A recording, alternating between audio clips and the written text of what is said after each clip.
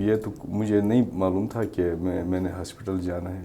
Assembly as a council ممبر ضروری نہیں ہے کہ آپ کسی ویژن اور تھاٹ کے تحت جب آپ سیاسی اس میں کاربن ہوتے ہیں، کسی سیاسی جماعت کے ساتھ آپ کی وابستگی ہوتی ہے، تو یہی صرف یہ ایم نہیں ہونا چاہیے کہ صرف آپ کوئی عہدہ ملے یا آپ اسمبلی کے ممبر کہلائیں. نیکسٹ حکومت بھی انشاءاللہ میں سمجھتا ہوں پرائم منسٹر عمران خان کی ہے اور خالد خورشید کی ہے. اگر خالد خورشید اس طرح ڈیلیور کرے گا نیکسٹ ٹائم بھی وزیر اعلیٰ وہی ہے.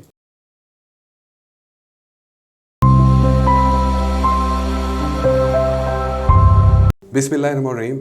السلام علیکم. آپ دیکھ رہے ہیں گلگت میڈیا نیٹ ورک. مجھے کہتے ہیں نوید افضل. پروگرام آج کی بات کے ساتھ آپ کی خدمت میں حاضر ہیں. خواتین و حضرات، آج ہمارے اس پروگرام میں ہمارے مہمان ہیں صابر حسین. پی ٹی آئی کے بانی رہنماؤں میں ان کا شمار ہوتا ہے اور آج کل یہ کوآرڈینیٹر ٹو سی ایم بھی ہیں. تو سب سے پہلے صابر صاحب آپ کو پروگرام میں خوش آمدید کہتے ہیں. شکریہ نہیں. اچھا سر، پہلا کوسچن جو کہ میرے خیال سے پورے گلگت بلتستان کی عوام کا بھی ہے کہ ایسی کیا وجہ تھی کہ اسمبلی کی جگہ آپ ہاسپٹل پہنچ گئے؟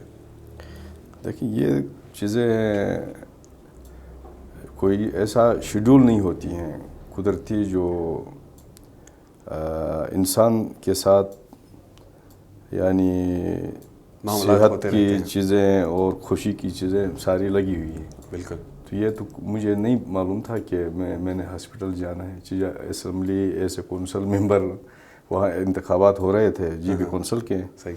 تو اس سے لوگ اس کنٹیکس تناظر میں اس لیے دیکھتے ہیں ماحول ایسا تھا. صحیح. لیکن میری حالت تھوڑی جب بگڑ گئی تو پھر میرے ایک دوست نے ریسکیو کر کے مجھے ہاسپٹل پہنچایا. پھر اس کے بعد مجھے کوئی خاص ہوش نہیں آیا تقریباً 3-4 گھنٹے تک. صحیح.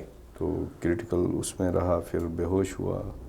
پھر فوری جو ریمیڈی اور سپیڈی اس حوالے سے کوئک ہاسپٹل کے عملے نے بڑا اچھا بیہیو کیا. تو اس طرح جو ہے. اچھا صابر صاحب، آپ کا شمار پی ٹی آئی کے بانی رہنماؤں میں آتا ہے. میرے خیال سے آپ واحد بندے ہیں جو مجھے یاد ہے کہ میں نے بہت پہلے آپ کو پی ٹی آئی کو ریپرزینٹ کرتے ہوئے دیکھا ہے. تو لیکن دیکھا جا سکتا ہے کہ پھر بھی آپ نظر انداز زیادہ ہوئے اس پارٹی میں. اس کی کیا وجہ تھی؟ دیکھیں، پارٹی میں ایسا ہے کہ کوئی بھی ورکر چاہے اس کا تعلق کسی بھی سیاسی جماعت سے ہو. صحیح. اس کے جو فروٹس فوری ملنے کے یہ ضروری نہیں ہے کہ آپ کسی ویژن اور تھاٹ کے تحت جب آپ سیاسی اس میں کاربن ہوتے ہیں، کسی سیاسی جماعت کے ساتھ آپ کی وابستگی ہوتی ہے، تو یہی صرف یہ ایم نہیں ہونا چاہیے کہ صرف آپ کوئی عہدہ ملے یا آپ اسمبلی کے ممبر کہلائیں. صحیح نا. آپ سیاست ایک عوامی جذبے سے لبریز، خدائی خدمتگار اور سیاسی طور پہ سیاسی ورکر کی یہ فکر فلسفہ ہونا چاہیے تمام یعنی اوور آل پبلک کے لیے آپ خدمت کریں، اور آپ کا جو مینیفیسٹو ہے پارٹی کا وہ اسی کے تحت آپ نے چلنا ہوتا ہے. تو یہ کوئی ضروری نہیں ہے کہ آپ حکومت کا حصہ بنے تو آپ کی سیاست بچ گئی، نہیں بنے تو آپ کی سیاست ختم ہوئی. تو میں بالکل پرامید تھا پہلے سے اور پرامید ہوں اللہ کے کرم سے. 2 دہائی پر محیط میری جو سٹرگل اپنی ایک ہی سیاسی پلیٹ فارم سے پی ٹی آئی کے میں نے کنٹینیو رکھا اپنی سٹرگل کو. صحیح. اور میں اسی جذبہ لگن کے ساتھ اپنی سیاسی جماعت سے وابستہ رہا. تو الحمدللہ میں اس میں نظر انداز نہیں ہوا، کیونکہ میری جماعت نے مجھے جب 2020 الیکشن میں مجھے ٹیکنوکریٹ میں بھی ٹکٹ ایوارڈ کیا. صحیح. اور میری اعلیٰ قیادت پارٹی کی اور جناب ہمارے جو ویژنری سی ایم صاحب نے ہمیں کونسل ٹکٹ کے لیے بھی میرا خیال رکھا اور اس نے مجھے ٹکٹ ایوارڈ کیا. تو میں نہیں سمجھتا کہ میں نظر انداز ہوا. اچھا سر، آپ کی پارٹی کو 1 سال پورے ہو چکے ہیں، تو کیا پروگریس ہے آپ کی؟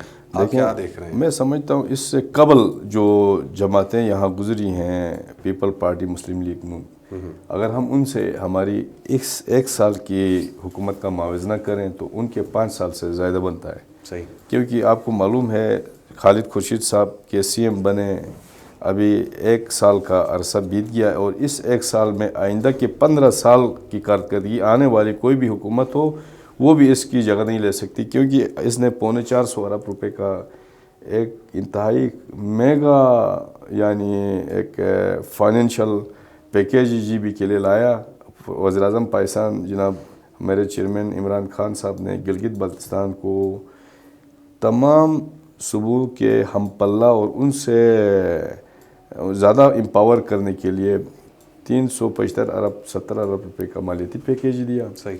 اس کے علاوہ ٹورزم پروموشنل اس کے حوالے سے یہاں اس خطے کے اندر خان صاحب کا ویژن یہ ہے کہ انٹرنیشنل ایئرپورٹس بن جائیں گے، جس کے لیے سروس جاری ہیں، اور ہمارے ویژنری چیف منسٹر جناب خالد خورشید صاحب کی مرہون منت پہلی دفعہ سی پیک میں پٹائی حکومت نے جی بی کو اس کا حصہ ملا، ڈیو شیئر ملا، اور گلگت چترال جو ایکسپریس وے ہے یہ اس بات کی کا وہ ہے، یعنی میں آپ کو بتاؤں کہ مثال ہے کہ سی پیک میں اس سے پہلے حکومتوں میں گلگت بلتستان یکسر نظر انداز رہا، اس سے سابقہ حکومتوں میں تو جناب خالد خورشید صاحب ہمارے چیف منسٹر کی ذاتی کاوشوں سے سی پیک میں ہمیں حصہ ملا۔ صحیح۔ اور اس کے علاوہ آپ کو معلوم ہے ہائیڈرو پاور جنریشن میں گلگت بلتستان کے اندر میگا پروجیکٹس پہ کام جاری ہے، سرشگر تھنگ ہے، آگے نلتر ہائیڈرو پاور ہے، اور اس طرح عطابات ہائیڈرو پاور منصوبہ ہے، اسی طرح جو ہے آگے گانچی ویلی کے اندر۔ تو مطلب آپ یہ کہنا چاہتے ہیں کہ گلگت بلتستان کی عوام جو ہے وہ پور امید رہے؟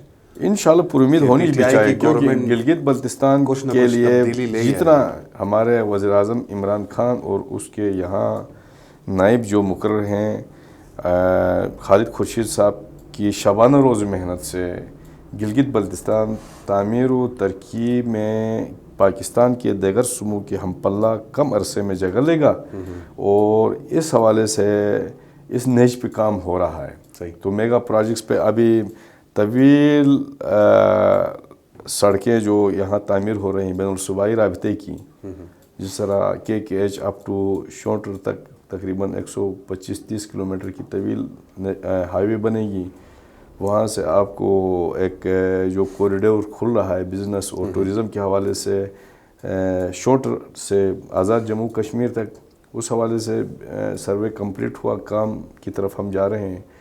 اور اسی طرح گلگت بلتستان کے اندر آپ کو معلوم ہے اس وقت سٹی کے اندر بڑے میگا پروجیکٹس پہ کام ہو رہا ہے۔ اچھا صابر صاحب، آج آپ کی CM خالد خورشید صاحب سے پہلی ملاقات تھی جی، ایز اے کوآرڈینیٹر، تو کیا بات چیت ہوئی ان کے ساتھ؟ سب سے پہلے تو میں CM صاحب سے ملا، سلام کیا اور اس کا شکریہ ادا کیا، کیونکہ اس نے پوری کابینہ سمیت میری تیمارداری کرنے کے لیے ہسپتال آئے اور اعلیٰ ظرف کا مظاہرہ کیا، اور پھر مجھے ایک اسپیڈی ریلیف یہ ہے کہ مجھے اپنا معتمد خاص کوآرڈینیٹر بنائے، اور اس لیے میرا بنتا تھا صرف اس کو شکریہ ادا کرنے کے لیے میں نے ملاقات کی تھی آج۔ تو اس حوالے سے ہماری جو ذمہ داریاں تھیں اس حوالے سے CM صاحب نے ہماری رہنمائی فرمائی کہ آگے ہم نے کرنا کیا ہے۔ تو گڈ گورننس کو انشور کرنے کے لیے ہم نے محکمہ جات کے اندر جو اصلاحات کے حوالے سے خان صاحب اور CM صاحب کا جو ویژن ہے اس کو امپلیمنٹ کرانا ہے۔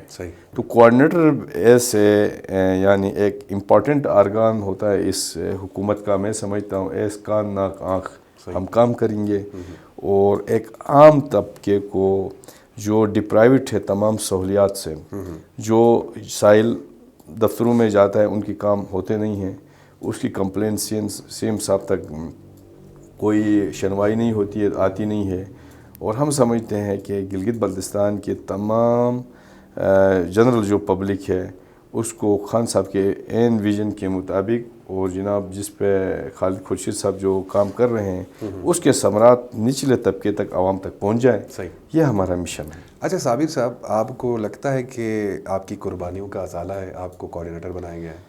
میں سمجھتا ہوں یہ اگر مجھے کوآرڈینیٹر نہ بھی بناتا، میں اپنے prime minister chairman Imran Khan کے اس ویژن اور گلگت بلتستان کے اندر اس کا نامزد کیپٹن خالد خورشید کے اس ٹیم میں جو ہے اس کا میں بازو بن کے میں کام کرنے کے لیے شروع سے میں کام کر رہا تھا.